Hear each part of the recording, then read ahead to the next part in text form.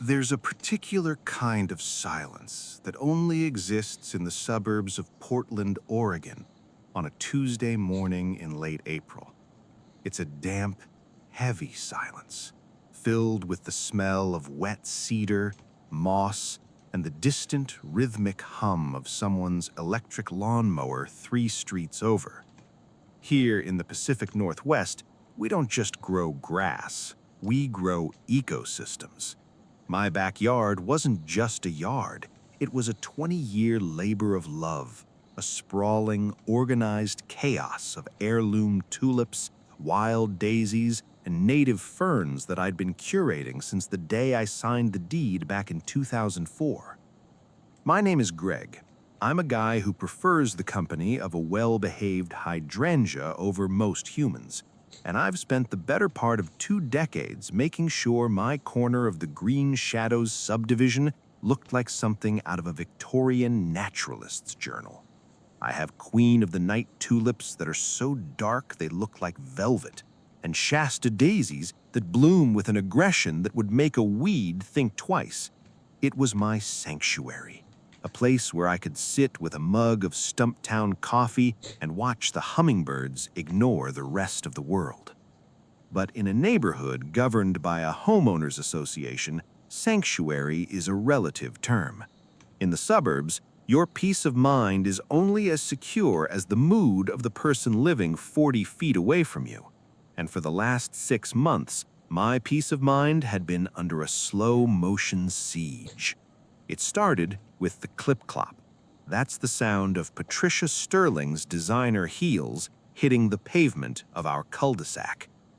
Patricia moved into the modern white and charcoal monstrosity next door about a year ago. She didn't buy the house to live in the forest, she bought it to dominate it. Patricia is the kind of woman who treats a dead leaf like a personal insult and views a stray dandelion as a sign of societal collapse.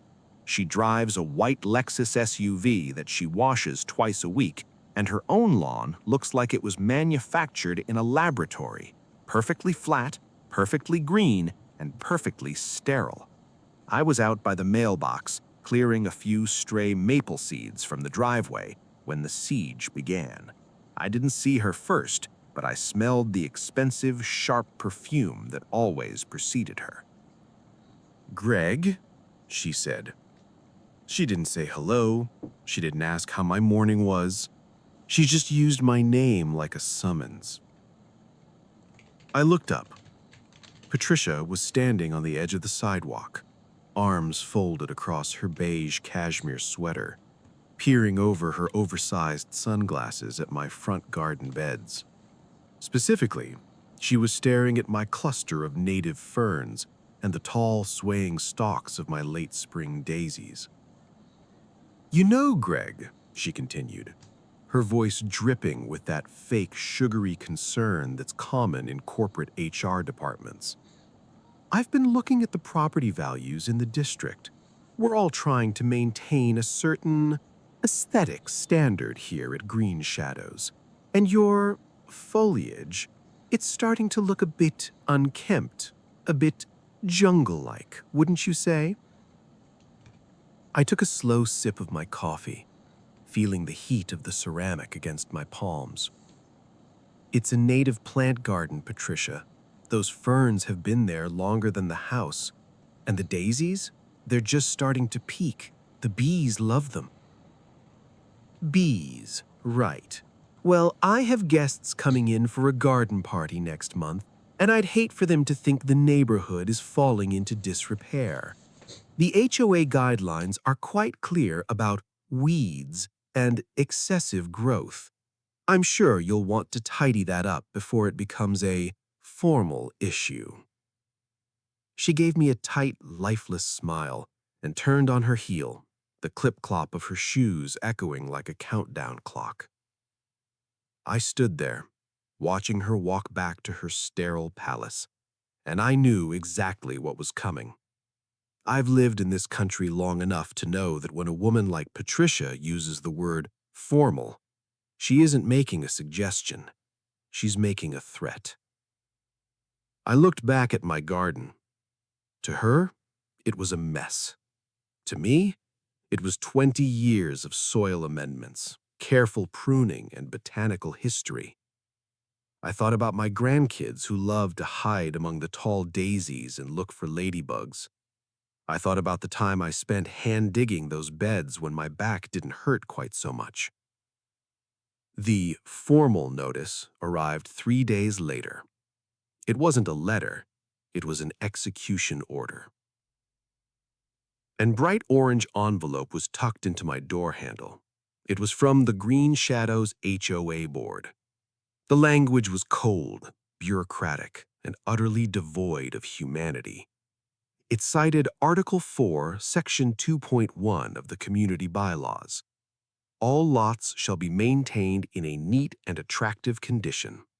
Excessive growth of non-turf vegetation or the presence of unsightly weeds is strictly prohibited. But the real sting was at the bottom.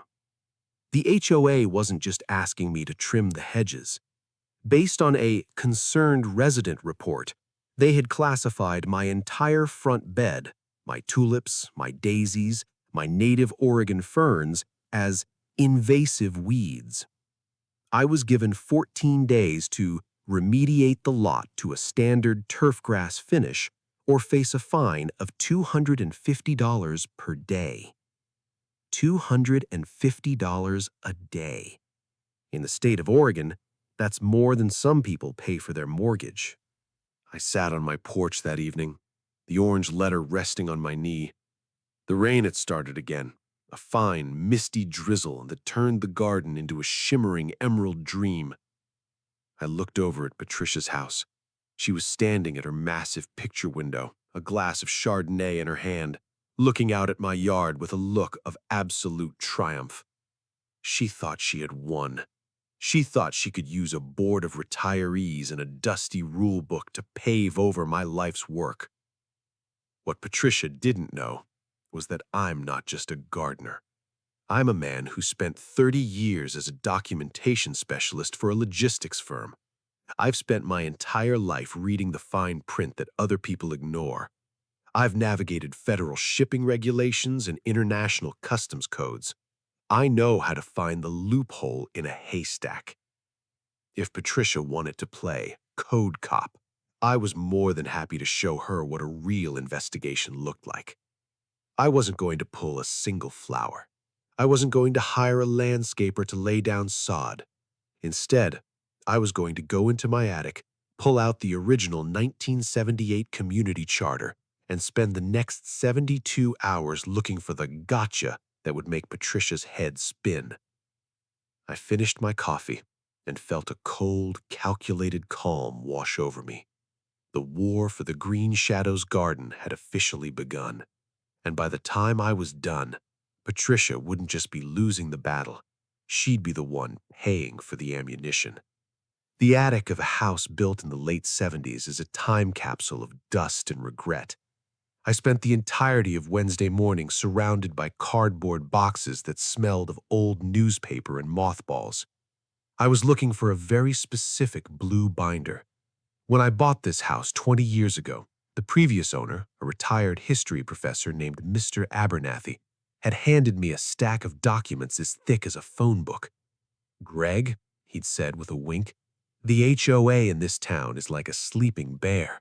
Most of the time it just snores, but if it wakes up, you'll want to have the original charter. There are things in that charter that the current board has completely forgotten." I found it buried under a box of Christmas lights. The Green Shadows Master Covenant Conditions and Restrictions, 1978 edition. I took the binder down to my kitchen table, cleared away the morning's mail, and started reading. Most people think HOA bylaws are ironclad, but the truth is they're often a mess of amendments, poorly worded phrases, and conflicting clauses. To win a suburban war, you don't need to be loud.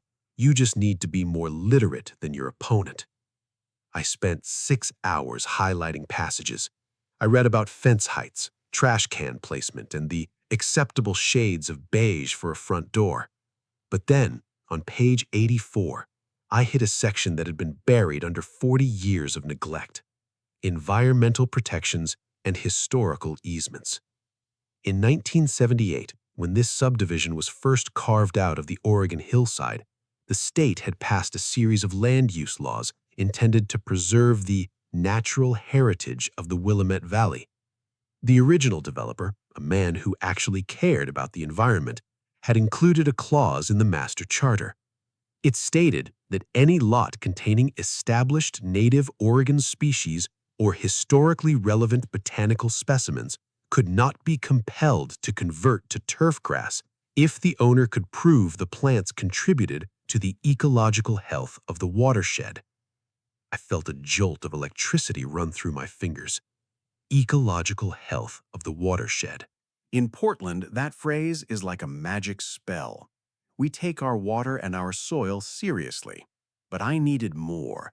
I needed a botanical specimen that carried enough weight to stop a bulldozer.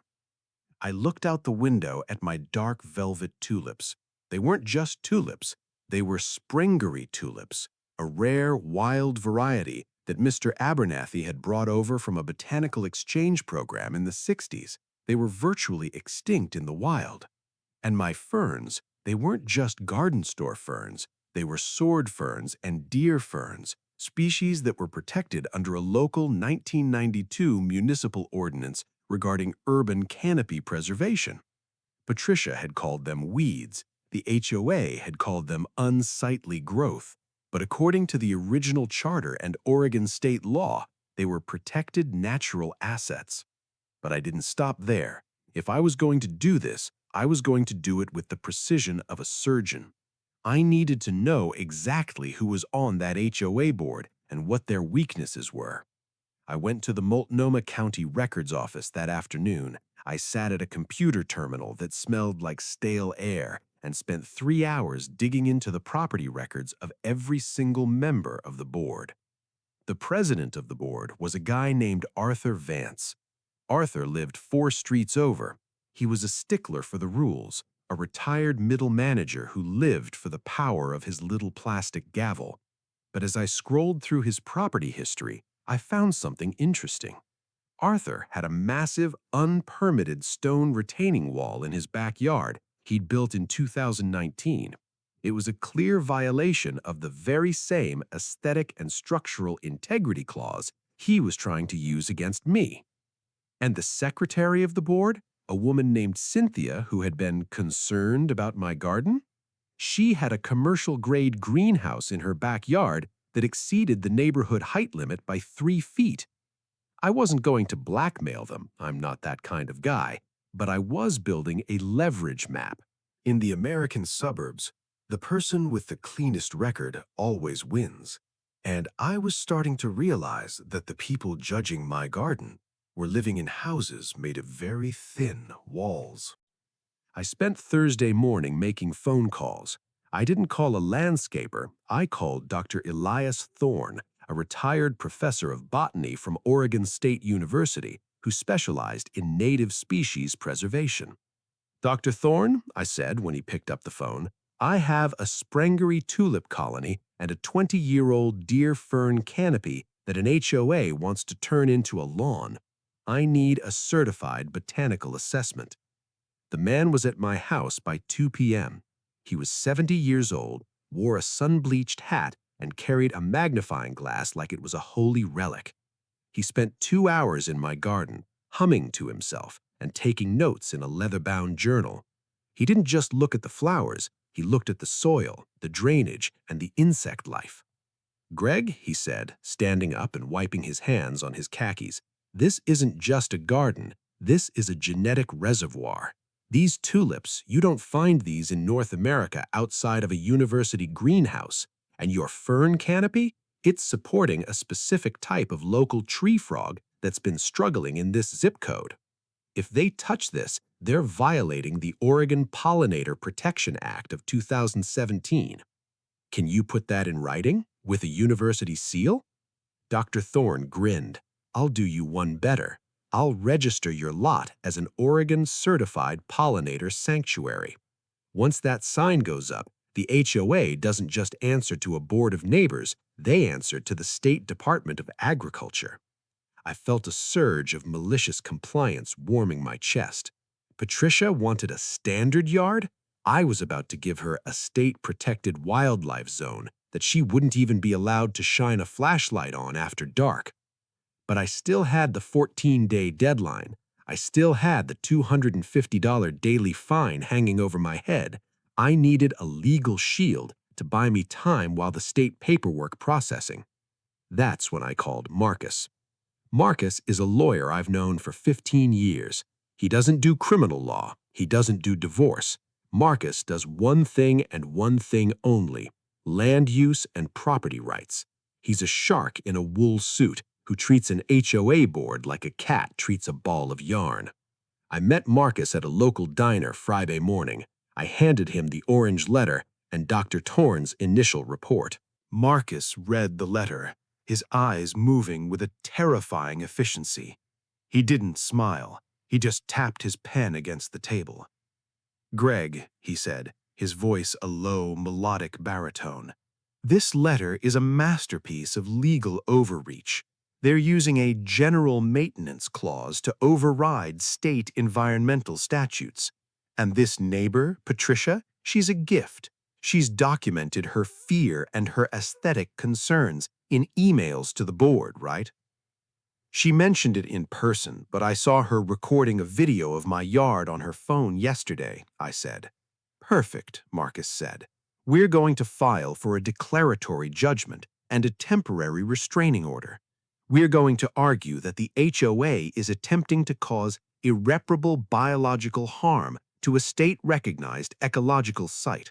And while we're at it, we're going to request a full compliance audit of every board member's property to ensure uniformity of enforcement." I looked at Marcus. "A compliance audit?" "Oh yeah," Marcus grinned. "If they want to enforce the rules on you, they have to prove they're enforcing them on everyone.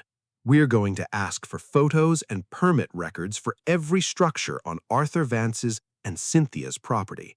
We're going to turn the spotlight on the judges, Greg, and I have a feeling they're going to find the light very, very uncomfortable." I walked out of that diner feeling 10 feet tall. Patricia thought she was the one with the power. She thought she was the manager of the cul-de-sac, but she had forgotten the first rule of the jungle. The quietest creatures are often the most dangerous when you try to tear down their home. I went home and did something that would have seemed insane a week ago. I went to the hardware store and bought the most expensive professional-grade garden lights they had. I spent the evening installing them, aiming the beams directly at the weeds Patricia hated so much. I wanted her to see every leaf. I wanted her to see exactly what she was fighting against. The war was no longer in the shadows, it was in the spotlight. And with Marcus and Dr. Thorne on my side, I wasn't just defending a garden, I was preparing a trap. In the modern American suburb, the real court isn't presided over by a judge in a black robe. It's presided over by 300 bored neighbors with a smartphone and a next-door account. Friday evening, as the rain turned the Oregon sky into a bruised shade of purple, the social media war began. It started with a post by Patricia Sterling in the Green Shadows community group. "Urgent safety concern," her post began. "A certain resident on the cul-de-sac is refusing to maintain their yard, creating a sanctuary for pests and reducing our shared property values. The HOA has finally taken action, but we need to stay vigilant. Let's keep Green Shadows beautiful and pest-free." She had attached a photo of my front garden bed, but she'd used a filter that made it look dark and overgrown, almost sinister. Within an hour, the comments were a battlefield. "About time. That yard has been an eyesore for months," posted a woman from 2 streets over who had never even seen my tulips. "My property value shouldn't suffer because someone wants to live in a forest," another resident added. This is the social pressure stage of the suburban war master formula. This is where the bully tries to isolate you, to make you feel like the entire community is against you, so you'll fold and give in to their demands. But I wasn't a novice at this game. I waited until the thread had about 50 comments, until the pitchforks were truly sharpened. Then I posted my response. I didn't argue. I didn't call Patricia names.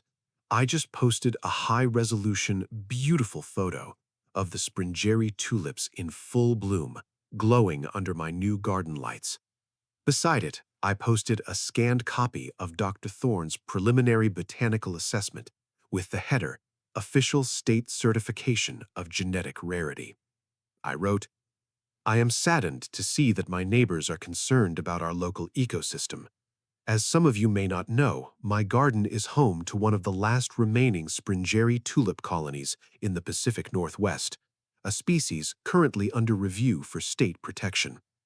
According to Oregon state law and our 1978 Master Charter, which I've attached here, these plants are considered historical botanical assets. I am currently working with the State Department of Agriculture to finalize our status as a protected pollinator sanctuary. I'm sure we all agree that preserving Oregon's natural beauty is more important than a flat lawn of Bermuda grass. The silence on the thread after that post was deafening. It was the digital equivalent of a mic drop. But then, the handyman neighbors started chiming in. A guy named Rick, who's a local contractor and a regular on the family handyman forums, posted, Wait, spreading turf grass is actually terrible for the drainage in this area. Greg's garden is probably the only thing keeping the runoff from hitting the sewer main too hard. If he paves that over with sod, the street's drainage fees might go up. Check the 2019 watershed report, folks. Suddenly, the narrative shifted. It wasn't about beauty anymore. It was about money. And in a middle-class suburb, nothing moves people faster than the threat of a utility fee increase. By Saturday morning, my story had been picked up by a local news curator for Yahoo Lifestyle. The headline was perfect. Suburban homeowner faces fines for rare flower garden. Is this HOA overreach? Within 4 hours, the story had been shared 10,000 times. It landed on the front page of Board Panda, where users from around the world started tagging Karen behavior. People were calling for the resignation of the Green Shadows board. Patricia's white Lexus was now a target for glares whenever she drove down the street. The social pressure had flipped. Patricia had tried to make me an outcast, but she had inadvertently turned me into a folk hero for every gardener in America who had ever been bullied by an HOA. But I wasn't done. I needed to turn the social pressure into a legal checkmate. On Monday morning, Marcus, my lawyer, sent a notice of intent to sue to every member of the HOA board. But it wasn't just a standard letter. It included a FOIA, Freedom of Information Act request, for the board's internal emails and a demand for immediate inspection of the board members' own properties. Arthur Vance, the president, called me at 2 p.m. He didn't sound like a man with a gavel anymore. He sounded like a man who was drowning. Greg, Arthur said, his voice cracking, can we talk? This media attention is getting out of hand.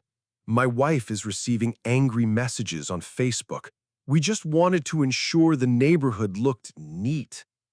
Arthur, I said, leaning against my kitchen counter and watching the rain wash the dust off my ferns. Patricia was saddling a neighbor who has a personal grudge against biodiversity. You signed a letter threatening me with thousands of dollars in fines for growing plants that are older than your house. We can waive the fines, Arthur said quickly. We can just call it a misunderstanding. It's not that simple, Arthur, I said. I've already spent $4,000 on a botanist and a legal retainer, and my lawyer tells me that your stone retaining wall is 3 feet over the setback limit. If we're going by the Book of Standards, I assume you'll be tearing that down this weekend? There was a long silence on the other end of the line. What do you want, Greg? He whispered. I want a permanent exemption from my lot. I want a formal apology published in the community newsletter, and I want the board to adopt a new pollinator-friendly policy that aligns with Oregon state statutes, so this never happens to anyone else in Green Shadows again. I have to consult with the board, Arthur said. You do that, I replied. But remember, Marcus is filing the injunction with the Multnomah County Court at 9 a.m. tomorrow. Once it's filed, it's a matter of public record. And I'm sure Newsweek would love to do a follow-up on your retaining wall. I hung up. I felt a surge of satisfaction that was better than any cup of coffee. I looked out the window.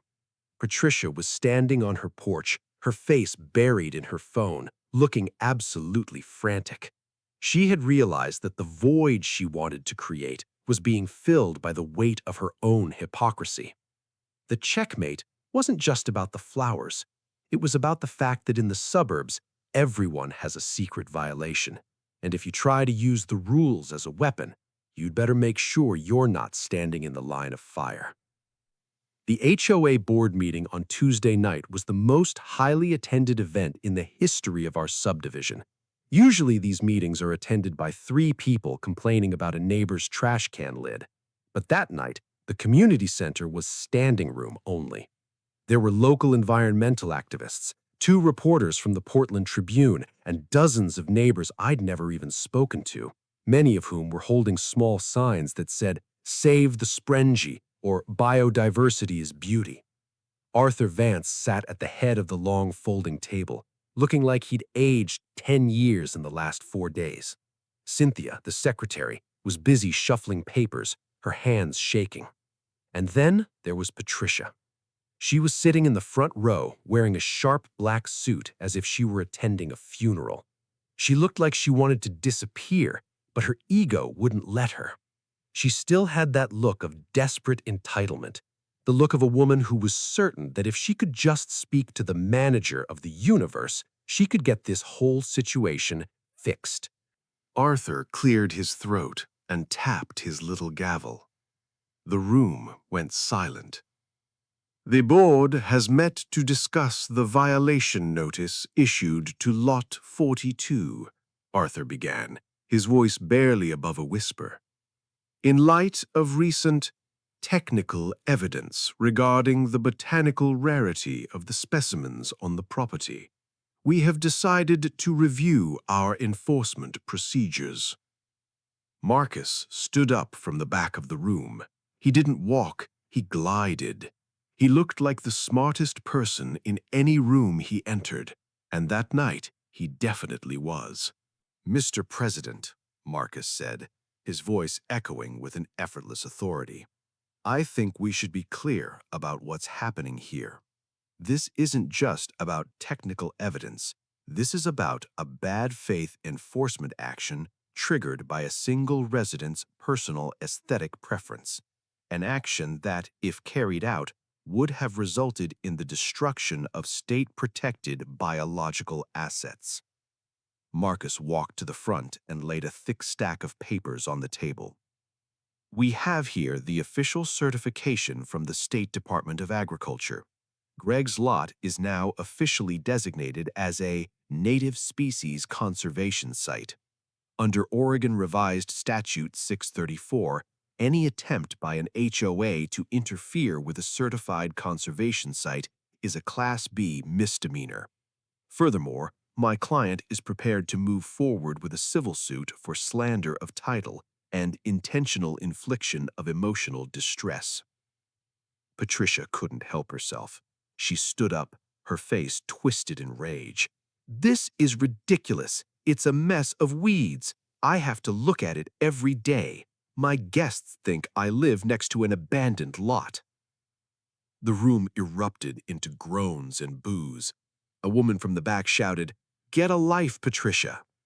Arthur pounded his gavel, but it was useless. The manager of the cul-de-sac had lost her crowd. "Patricia," Marcus said, turning to her with a smile that was as sharp as a razor, "I noticed your Lexus is parked in your driveway tonight. I also noticed that your driveway is currently 4 inches wider than the original site plan allowed by the 1978 charter. And Cynthia, your greenhouse? We've already contacted the county inspector about the height violation." If you want to talk about disrepair and standards, we can spend the next 6 months in court dismantling every board member's property, board by board. Cynthia went pale. Arthur looked like he was about to have a heart attack. The board moves to immediately and permanently rescind all violations against Lot 42, Arthur stammered. And we will implement a new Native Oregon landscape provision into the community bylaws effective immediately. And the apology? I asked, standing up for the first time. It will be in the May newsletter, Arthur said, looking at his feet. On the front page. Patricia didn't wait for the meeting to end. She grabbed her designer handbag and stormed out of the room, her heels clip-clopping down the hallway with a frantic, desperate rhythm. It was the sound of a bully who had realized the playground was no longer hers. I walked out of the community center into the cool Portland air. The rain had stopped, and the stars were starting to peek through the clouds. My neighbors were coming up to me, shaking my hand, asking for tips on how to grow sprengery tulips. I realized that by defending my garden, I had inadvertently given everyone else in the neighborhood permission to be a little less perfect and a little more human. Winning a war in the suburbs is one thing, but seeing the fallout, that's where the real satisfaction lies. The aftermath for the Green Shadows board was swift and brutal. Within a month, Arthur and Cynthia had both resigned their positions. The compliance audit Marcus had threatened had scared them so badly they decided they'd rather be just neighbors than board members with a spotlight on their own violations. But the real satisfying result was saved for Patricia Sterling. In the world of Board Panda and Yahoo News, being labeled a Karen is a digital death sentence. Her video of my yard, the one she thought was evidence, was leaked to a local satirical website. People started making memes of her measuring my daisies with a ruler. But the final blow was financial. I'd learned about a specific Oregon tax law called the Open Space Lands Act. Because my lot was now a certified conservation site, my property taxes were slashed by 30%. But because Patricia's yard was classified as standard turf, and because she had recently added a high-end stone patio without a drainage permit, something Marcus discovered during his research, her property was flagged for a drainage impact surcharge. The city assessor realized her perfectly flat, non-porous yard was contributing to a massive amount of runoff during our spring rains. Her property taxes didn't just stay the same, they went up by $2,000 a year. And then there was the judicial lien. To settle my lawsuit for emotional distress and legal fees, Patricia's insurance company had to pay out a settlement of $15,000.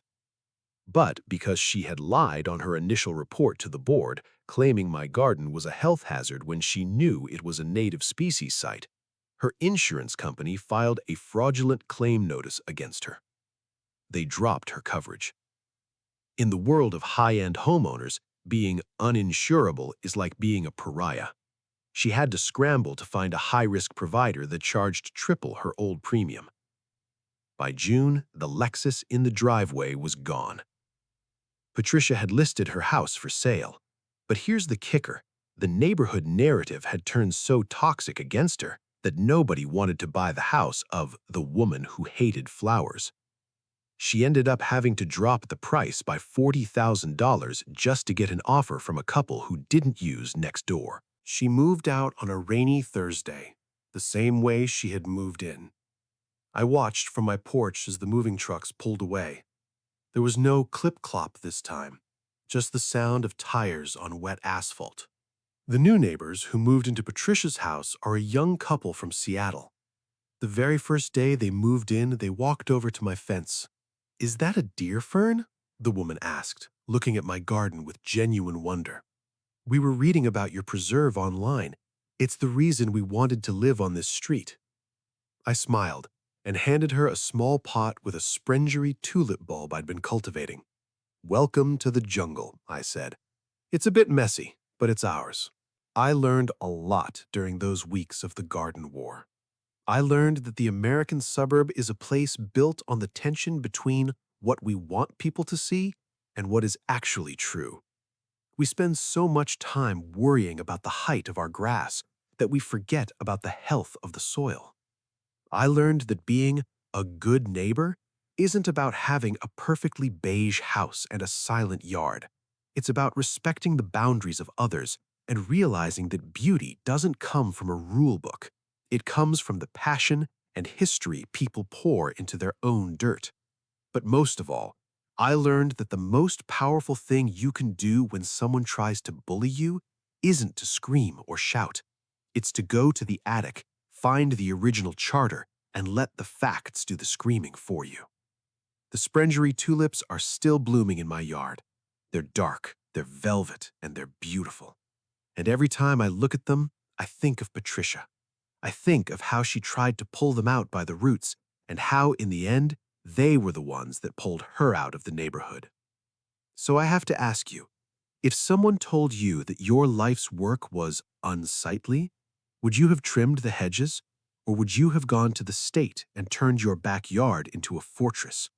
Because out here in Oregon, we know that a deed doesn't lie. People do. And sometimes the best way to deal with a Karen is to just let nature take its course, with a little help from a good lawyer and a rare bulb. Drop a comment below. Have you ever had an HOA nightmare?